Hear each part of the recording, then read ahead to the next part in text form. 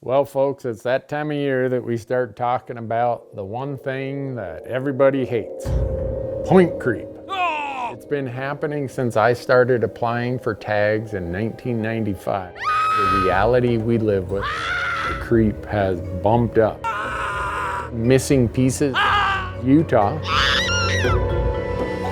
What the heck is point creep? Point creep has happened every year, so it's not a new phenomenon. It's been happening forever. So I'm going to give you this information, and I hope that it helps you understand what's going on out there, why there's some missing pieces maybe you aren't looking at, and have some reasonable expectations about what happens because of some of these things I'm going to talk about.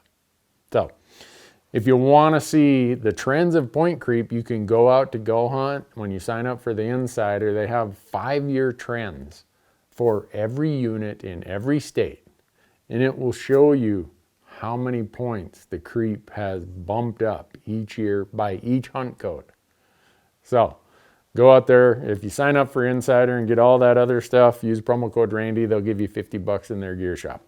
But what is point creep? Why does it accelerate or decelerate? And what causes it?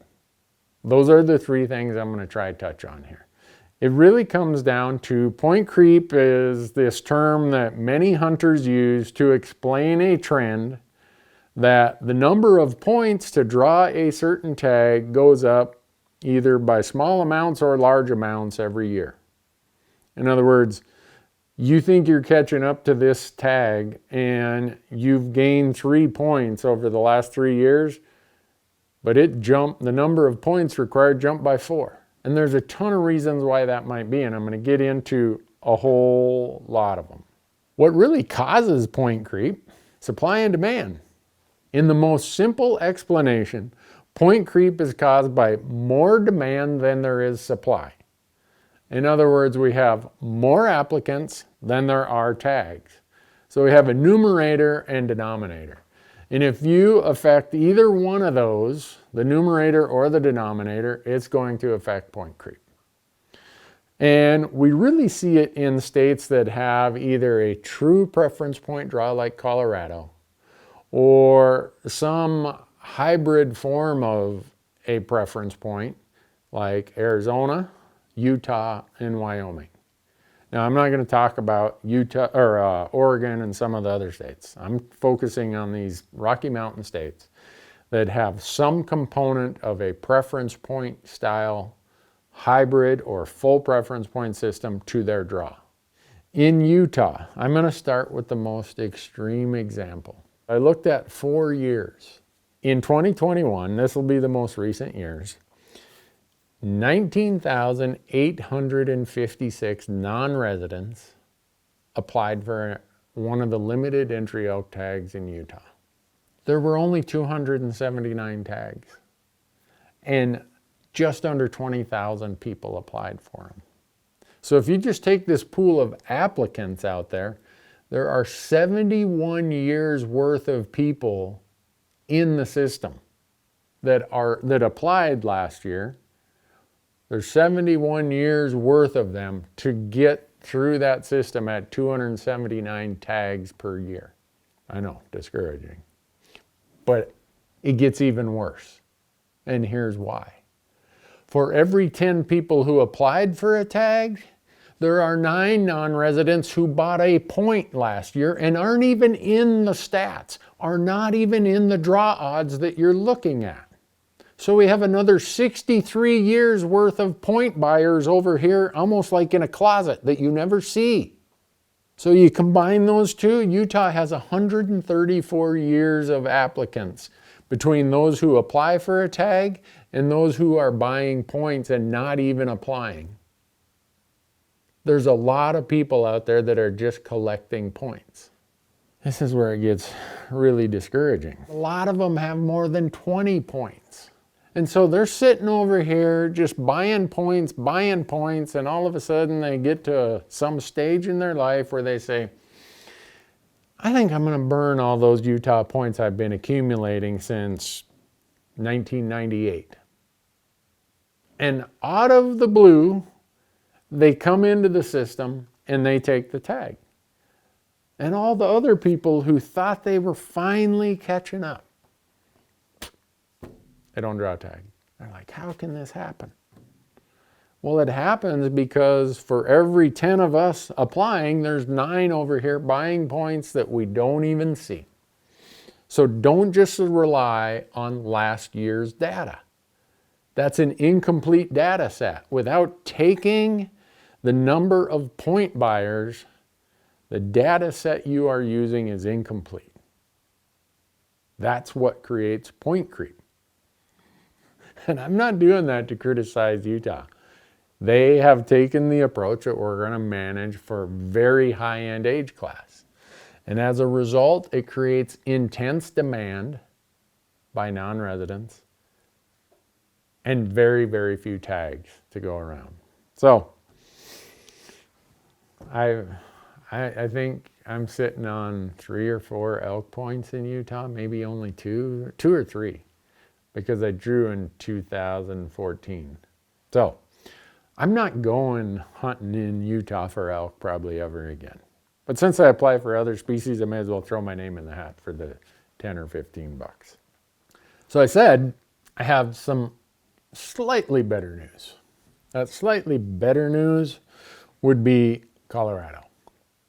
Colorado gives away a ton of tags, so they can churn through a lot of applicants in their limited entry draw. Colorado has the oldest preference point system out there. It started in 87 or 88, something like that. So you have people in Colorado with more than 30 preference points.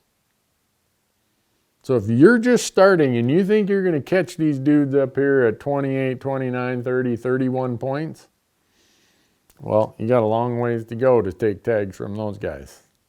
Plan on being here for a while. And I hope you're getting the point, or we'll get the point from Colorado, that you're probably better off to go every 2, 3, or 4 years, which there's plenty of hunts you can do that, than to think you're going to somehow outweight this huge line that's in front of you. And how big is that line? Well, in Colorado in 2021, 102,668 people actually applied for a limited entry tag. But because they give away 21,700 limited entry tags last year, that's only, I say only, right? Because I'm comparing it to Utah. There's only 4.7 years of applicants in the Colorado system. And then we take the point buyers. For every 10 people who apply in Colorado, there are 6 who are just buying points. They're over here. They're that group of people that we never see. Unless you go to the last page, I think it's like page 569 of their printout. You'll see how many people bought points and at what level they bought points. But no one ever looks at that part. And what I'm here to tell you is you got to be looking at that part to have reasonable expectations. So you take the 4.7 years who are applying and 2.8 years worth of point buyers, and you add that together. Right now, Colorado has 7.5 years worth of people, non-resident applicants and point buyers, in their system based on the number of tags they give out, which is a heck of a lot better than the 134 years worth of people that Utah has in its system. I want to talk about a few things that can change the rate of point creep. If a state changes its draw system, expect some shakeup in the point system, or even rumors of that. And I use Wyoming, right? They keep saying they're going to go to a 90-10 for deer, elk, and antelope, where right now they're really generous to non-residents, but they might crank that to 10%. Well, all these high point holders are saying, I better get out while the getting's good. And we have seen huge point creep in Wyoming since those rumors, and it's not just rumors, it's legislation that's been introduced. It hasn't passed, but it's been introduced. So the other thing is, if you have things like winter kill, drought, changes in season dates, stuff like that. And this isn't elk that I'm going to give an example of, but last year in Colorado, the deer seasons jumped way into November. They rolled way into November. So people saw that coming, and so they sat there, and they were just point buyers for many years. They're like, I'm waiting 2021, man, I'm jumping in. I'm going to burn my points. And so we never see them in the draw results because they're over here just buying a point. Along comes 2021, and units that took 8 points took 14 because of season date changes. You get winter kill, you get drought, stuff like that that causes reduction in tag numbers, and you're going to see point creep. And if you really want to see how changes in tag numbers, look at what happened in Wyoming after the winter of 16-17 when they had to just knock antelope and deer numbers or deer tag numbers way down. Whew, point creep through the roof. Even though a lot of people said, I don't know that I want to go this year, it went way up because of changes in tag numbers. Now, sometimes the flip of that can happen. You know, you start getting a positive trend, and it's been a couple of years now since Wyoming's had a really brutal winter. Maybe they're going to start increasing tag numbers. If so, maybe point creep will flatten out for a while. Another thing is, if some big bull, some big buck makes the rounds on magazine covers, expect a lot of point creep in those units. And then there's also the application services or the magazines that give rankings of units. If a unit ends up, a new unit on one of those rankings or one of those subscription services, just know that a lot of people are going to jump in there and you're going to see point creep. It's not going away. Point creep has been here in my entire adult lifetime since they started these, what I call elaborate point schemes. And it's going this way, and it's probably going up because what we have, you know how I talked about numerator, denominator?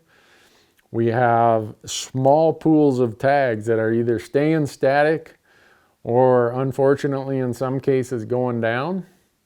And when you have huge pools of applicants, they don't need to grow by huge percentages to have an amplified effect on what the point creep looks like to us. Especially when you got a bunch of old gray hairs like me who've been buying points for 15, 20, 25 years who say, you know, I better go elk hunting before I can't get out of the chair. And there's thousands and thousands and thousands of those people that have been in these systems for 20 plus years who plan to burn their points before they can't hunt anymore. So that's why point creep isn't going away. Part of it, we plan for it, we have realistic expectations, and we hope we luck out and someday beat the odds. Anyhow, good luck. I hope you draw your tag this year.